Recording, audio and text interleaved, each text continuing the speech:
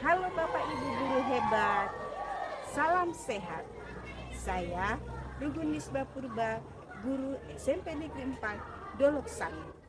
Saya akan berbagi praktik baik asesmen diagnostik real time. Bapak Ibu guru hebat, banyak tantangan yang dihadapi guru dalam pembelajaran, yaitu tujuan pembelajaran yang tidak tercapai, murid tidak fokus dalam pembelajaran, kurang minatnya siswa dalam pembelajaran. Dalam hal ini, diperlukan seorang guru adalah asesmen diagnostik. Bapak Ibu guru hebat, kita berada di era digital. Bagaimana seorang guru dituntut untuk mempergunakan teknologi dan informasi dalam pembelajaran.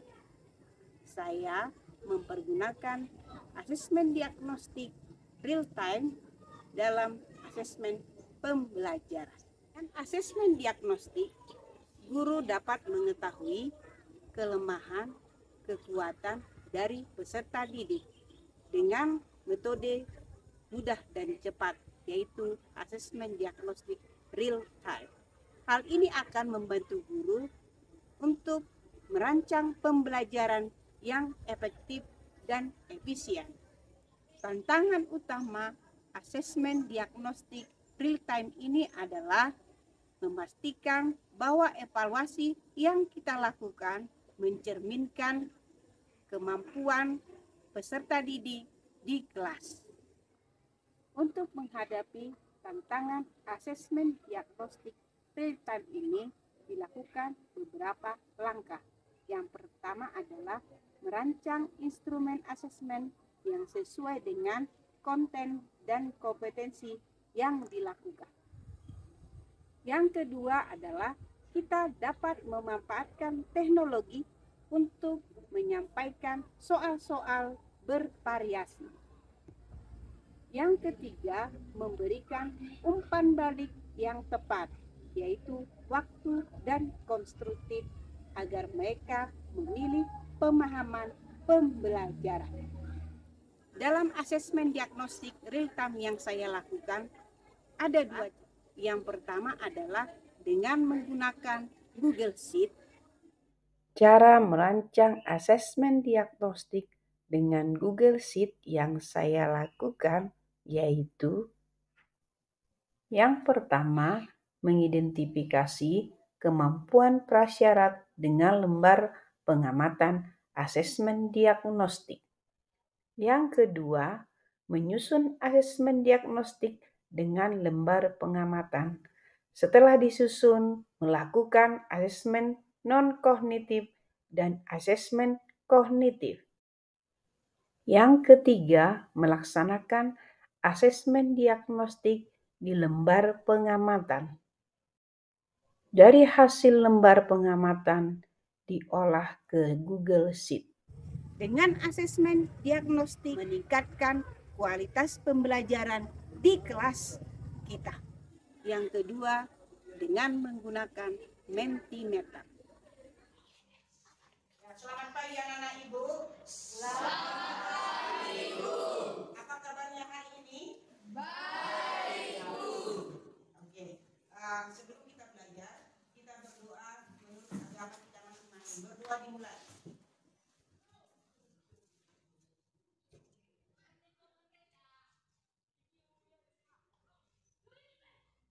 Kedua selesai.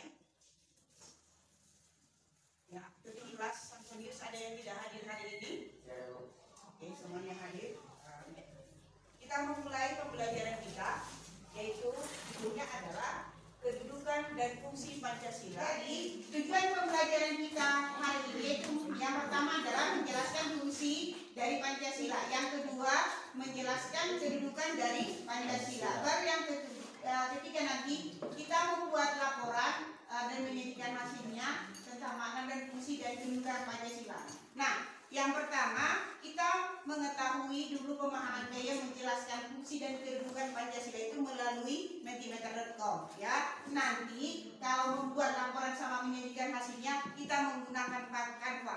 Kita menggunakan Mentimeter. Nah, kayak ketik mentimeter.com tadi sudah dilakukan, ya kan? Nah, sekarang masukkan kode, ibu bacakan kodenya 6147 ini 6147775.